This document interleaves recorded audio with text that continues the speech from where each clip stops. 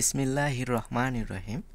আজকে আমরা honours third ইয়ারের মেকানিক্স সাবজেক্ট অর্থাৎ এই বলবিদ্যা সাবজেক্টের প্রথম চ্যাপ্টার, যেটা হচ্ছে বস্তুর একমাত্রিক বা রৈখিক গতি। এই বস্তুর একমাত্রিক বা রৈখিক গতি থেকে খুবই গুরুত্বপূর্ণ আমরা ম্যাথগুলো সলিউশন করার চেষ্টা করব। তো আজকে আমরা 1 নম্বর ম্যাথটা দেখব, যেটা ন্যাশনাল ইউনিভার্সিটির অধীনে সর্বশেষ 2022 সালে চলে আসছে, যেটা 19 সালে আসছিল, 18 সালে আসছিল, 22 সালেও চলে আসছে। তো প্রশ্নটা আমাদের কি বলছে, একটি বস্তু কণা এই বিন্দুতে স্থির অবস্থা হতে ও এর সরলরেখা বরাবর যাত্রা শুরু করে কণার ওপর ক্রিয়াশীল ত্বরণ সর্বদাই ও বিন্দু হতে বহির্মুখী, এটা আমাদের চিহ্ন নির্ধারণ করবে, এবং ও বিন্দু হতে কণার দূরত্বের সাথে সমানুপাতিক, কণার গতি নির্ণয় করো। অথবা প্রশ্নটা এভাবেও দেওয়া থাকতে পারে। তো চলুন আমরা সলিউশন করি। তো সলিউশনে যেহেতু কণাটা ও এ সরলরেখা বরাবর যাত্রা শুরু করে, তার মানে ও থেকে এ দিকে যাত্রা শুরু করতেছে, অর্থাৎ এই দিকে যাচ্ছে। তো ও থেকে এর দূরত্ব আমরা ধরে নিলাম এ, আর এখানে পি একটা বিন্দু ধরে নিলাম, যে যার দূরত্ব অর্থাৎ ও থেকে পি দূরত্ব হচ্ছে আমাদের এক্স। তাহলে এখানে আমরা এই বর্ণনাটা একটু দেব, যে ধরি টি সময় পরে কণাটি পি বিন্দুতে অবস্থান করে। টি সময় পরে ও থেকে যে যাত্রা শুরু করছে, এখানে টি সময় পরে কণাটা পি বিন্দুতে অবস্থান করে। তাহলে ও পি ইকুয়াল আমরা কি লিখতে পারবো, ও পি এর দূরত্ব হচ্ছে এক্স, এবং ধরি ও এ এর দূরত্ব হচ্ছে এ। আশা করি আমরা এতটুকু বুঝতে পারছি। তাহলে বস্তুর গতি অন্তরক সমীকরণটা আমরা কি লিখতে পারবো, অন্তরক সমীকরণ। তাহলে কি হবে, যেহেতু এখানে আমাদের কি বলছে, বহির্মুখী এবং ও বিন্দু হাতে কণার দূরত্বের সাথে সমানুপাতিক কণার গতি নির্ণয় করতে বলছে, অর্থাৎ ত্বরণ সর্বদাই ও বিন্দু হাতে। তো ত্বরণকে আমরা কী দ্বারা প্রকাশ করে থাকি, d square x by DT square. অর্থাৎ আমরা জানি বেগ আমরা জানি সরণ হচ্ছে এক্স আর বেগ হচ্ছে ডিএক্স বাই ডিটি, অর্থাৎ এক্সকে টি এর সাপেক্ষে ডিফারেন্সিয়েট করলে আমরা সরণ পাই। এই সরণটাকে আমরা যদি আরেকবার ডিফারেন্সিয়েট করি সময়ের সাপেক্ষে, তাহলে সেটা আমরা ত্বরণ পাবো। তাহলে এটা ডিফারেন্সিয়েট করলে আমরা কী পাই, d square x by DT square. তো এই যে ত্বরণটা হচ্ছে দূরত্বের সমানুপাতিক, এই যে সমানুপাতিক এক্সটা হচ্ছে আমাদের দূরত্ব, তো দূরত্বের সমানুপাতিক। তাহলে সমানুপাতিক চিহ্ন যদি আমরা উঠাই দিই, তাহলে একটা সমানুপাতিক ধ্রুবক নিয়ে আসলাম, যেটাকে আমরা নিউ ধরলাম, নিউ এক্স। ওকে, আর এখানে মাইনাস কেন আসলো না, কেননা এটা হচ্ছে বহির্মুখী, অর্থাৎ বাইরের দিকে গেলে পজিটিভ আসবে, আর ভিতরের দিকে আসলে, কেন্দ্রের দিকে আসলে নেগেটিভ আসবে। ওকে, আমরা এতটুকু বুঝতে পারছি। তো এরপরে আমরা কি করলাম, এই সমীকরণটাকে আমাকে এখন সলিউশন করা লাগবে। তো সলিউশন করার খুব সহজ উপায় হচ্ছে, উভয় পাশে আমরা 2dx dt গুণ করে দেবো। এই যে এ পাশে আমরা 2dx dt গুণ করলাম, এই পাশেও আমরা 2dx dt গুণ করে রাখছি। ঠিক আছে, ওকে। তো এখন আমরা দেখি কি করা যেতে পারে। এখানে আমরা এই এতটুকু থেকে dd of t আকারে প্রকাশ করব, অর্থাৎ এইটাকে আমরা সমাকলন করলে, এখানে আমাদের এমনভাবে সাজাতে হবে, অর্থাৎ এটাকে আমরা এখন সমাকলন করব। তো সমাকলন করতে গেলে আমাকে আগে সমাকলনের ধারায় নিয়ে আসতে হবে।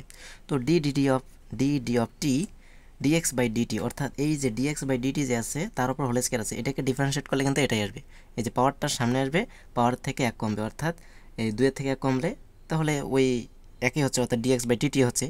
আবার x তে x যেহেতু নয়, এটাকে আবার ডিফারেন্সিয়েট হবে কার সাপেক্ষে, t এর সাপেক্ষে, তখন কী হয়ে যাবে, d square x by dt square.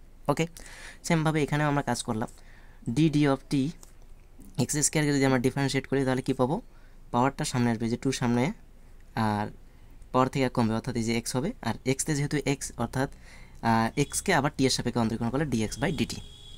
ওকে, এতটুকু আমরা আশা করি বুঝতে পারছি। এরপরে আমরা কি করলাম, উভয় পাশে আমরা সমাকলন করছি। তো সমাকলন করলে আমার ডিডিটি অফ টি উঠে যাচ্ছে, এ পাশেও ডিডিটি অফ টি উঠে যাচ্ছে, তাহলে এখানে থাকবে d x by DT whole square equals to new x square আর একটা সমাকলন ধ্রুবক সি।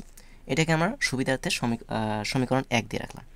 এখন এই সমীকরণটাকে আমরা সমাধান করব। যখন টাইম 0 হবে, অর্থাৎ সময় 0, তখন এক্স ইকুয়াল কী হবে, এ হবে।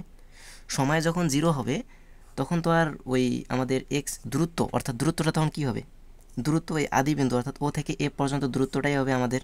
তো ও থেকে এ পর্যন্ত দূরত্ব হচ্ছে এ, অর্থাৎ আদি, অর্থাৎ সময় যখন স্থির, অর্থাৎ সময় যখন আমাদের শুরু হয়নি, তখন ওর দূরত্ব কী ছিল, এ দূরত্ব, এই জন্য এক্স ইকুয়াল এ। তাহলে এক্স ইকুয়াল এ, অর্থাৎ এটাকে যদি আমরা ডিফারেন্সিয়েট করি ডিএক্স বাই ডিটি সময়ের সাপেক্ষে করলে, তাহলে এই পাশে আমাদের আসবে 0।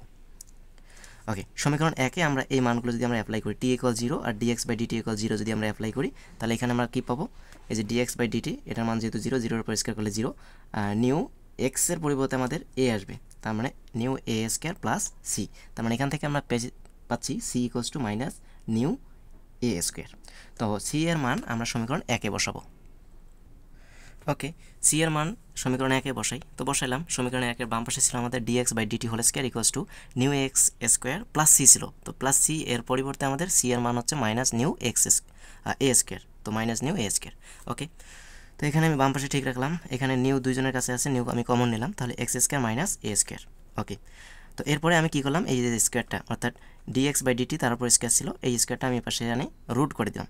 তো রুট করলে আমাদের কী হবে, রুট নিউ আর এটার উপর আলাদা করে রুট আবার x square minus a square. যেহেতু কেন্দ্রমুখী বল কেন্দ্র বহির্মুখী বল, তাই পজিটিভ আসবে এখানে, তাই এখানে যে পজিটিভ আমি লিখে রাখছি। তো এখানে পজিটিভ আসবে, মাইনাস আর আসবে না। যদি কেন্দ্রমুখী হইতো তাহলে নেগেটিভ আসতো, আর যেহেতু কেন্দ্র বিমুখী তাহলে অবভিয়াসলি এখানে পজিটিভ আসবে। তো পজিটিভ আমরা দিই নি, এই জন্য প্লাস চিহ্ন দিই নি। তো ওকে, এখানে আমাদের কী হবে, এরপরে আমরা এক্সের মানগুলো আমরা একপাশে করবো, অর্থাৎ ডিএক্সের নিচে যে এক্সের মানটা নিয়ে আসবো root over x square minus a square, আর টিটা ওই রুট নিউ এর সাথে নিয়ে গেলাম। তো এরপরে আমরা কী করব, আবার এখানে আমরা সমাকলন করব। তো সমাকলন করলে এখানে আমরা কী পাবো, d x by root over x square minus a square, এই যে root over x square minus a square সমাকলন করলে আমরা পাই cos hyperbolic x by a. আর এখানে সমাকলন করলে কী হবে, ডিটি অফ উঠে যাচ্ছে, তার মানে রুট নিউ ডি উঠে যায় টি হয়ে যাবে, তার মানে রুট নিউ টি। আর সমাকলন ধ্রুবক আমি একটা ধরলাম, এর আগে যেহেতু সি ধরছিলাম এবার C1। এই যে সমীকরণ 2 দিয়ে রাখলাম। এখন এখানে আমাকে C1 এর মানটা বের করা লাগবে। তো C1 এর মান আমরা কীভাবে বের করব, এখানে ওই সেমভাবে সময় যখন t=0 তখন এক্স এর মান কত হবে, যখন সময় নাই অর্থাৎ শুরু হয়নি তখন এক্স এর মান a। তো এক্স এর মান a আর সময় যখন t=0, তো x = a আর t=0 যদি আমরা এই 2 নম্বর সমীকরণে বসাই অ্যাপ্লাই করি তাহলে আমরা C1 এর মান পাবো। তাহলে ওই যে যদি আমরা এখানে 0 বসাই, তার মানে এটা সম্পূর্ণটা 0, এই যে 0 ইকুয়াল কস হাইপারবোলিক এক্স এর মান a, তার মানে a by a plus C1, এই যে C1। তো ওকে, এখানে আমরা তাহলে কী পাচ্ছি, cos hyperbolic a by a এর মান হচ্ছে 1। C1টাকে আমি অর্থাৎ এই সম্পূর্ণটাকে আমি এপাশে নিয়ে আসলাম, 0টাকে ওপাশে, C1টাকে শুধু এপাশে রাখলাম, কস হাইপারবোলিকটা ওপাশে নিয়ে গেলে মাইনাস কস হাইপারবোলিক। তো এইটার মান কস হাইপারবোলিক 1 এর মান হচ্ছে 0, তার মানে C1 এর মান 0। C1 এর মান যদি সমীকরণ 2 আমরা অ্যাপ্লাই করি তার মানে root nu t equals to cos hyperbolic x by a হবে। এই যে সেটাই আমরা নিয়ে আসছি, root nu t equals to cos hyperbolic x by a plus এই যে C1 এর মান হচ্ছে 0। তার মানে এখানে আমরা যদি ক্যালকুলেশন করি, 0টা যদি আমরা এখানে উঠাই দিই, 0-এর সাথে এটা যোগ করলে তো এটাই হচ্ছে, তার মানে এটাকে আমি এপাশে নিয়ে আসলাম আর এটাকে ওপাশে নিয়ে গেলাম, তার মানে cos hyperbolic x by a equals to root nu t. এখান থেকে কস হাইপারবোলিকটা যদি আমরা ওপাশে নিয়ে যাই, ইনভার্সটা ওপাশে যায় কী হয়ে যাবে, সিঙ্গেল হয়ে যাচ্ছে, তার মানে কস হাইপারবোলিক ইনভার্স ছিল এখানে, এপাশে আসি কস হাইপারবোলিক রুট নিউ টি, আর এখানে তাহলে থাকবে আমাদের কি এক্স বাই এ। তো এখানে শুধু আমি এক্সটা রাখলাম, এটা আর গুণ করে দিলাম, তাহলে এ কস হাইপারবোলিক রুট নিউ টি, যা গতির সমীকরণ। এটাই হচ্ছে আমাদের বস্তুর গতির সমীকরণ। আশা করি আমরা বুঝতে পারছি। এরপরে যদি কারো কোথাও কোনো ধরনের বুঝতে সমস্যা হয়ে থাকে তাহলে অবশ্যই কমেন্ট করে জানাবেন। ধন্যবাদ সবাইকে।